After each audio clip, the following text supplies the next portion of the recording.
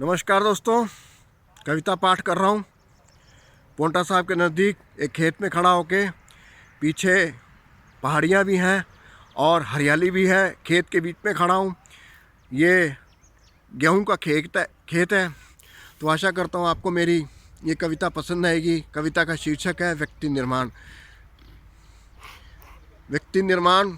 नींव का पत्थर हूँ, जड़ हूँ, नींव हूँ। नींव का पत्थर हूँ, जड़ हूँ, नींव हूँ। शिखर नहीं हूँ, मंदिर की नींव हूँ। शिखर नहीं हूँ, मंदिर की नींव हूँ। धर्म नहीं हूँ, समाज की नींव हूँ। धर्म नहीं हूँ, समाज की नींव हूँ। समुद्र नहीं हूँ, समुद्र की नींव हूँ। समुद्र नहीं हूँ, समुद्र की नींव हूँ। मीन नहीं हूँ, सागर की नींव हूँ। मीन नहीं हूँ, सागर की नींव हूँ। नदी नहीं हूँ, नदी के जल की नींव हूँ। नदी नहीं हूँ, नदी के जल की नींव हूँ। प्रकृति नहीं हूँ, प्रकृति की नींव हूँ। बनी नहीं हूँ, पृथ्वी के तल की नींव हूँ। वन नहीं हूँ, पृथ्वी के तल की नींव हूँ।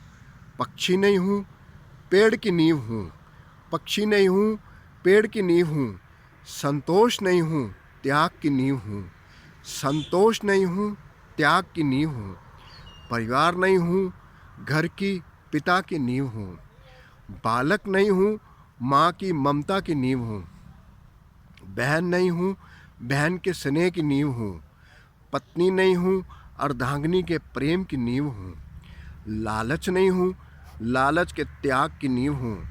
स्वप्न नहीं हूँ, नींद की नींव हूँ। स्वार्थ नहीं हूँ, योग की नींव हूँ। शिक्षा नहीं हूँ, संस्कार की नींव हूँ। विद्या नहीं हूँ, संस्कृति की नींव हूँ।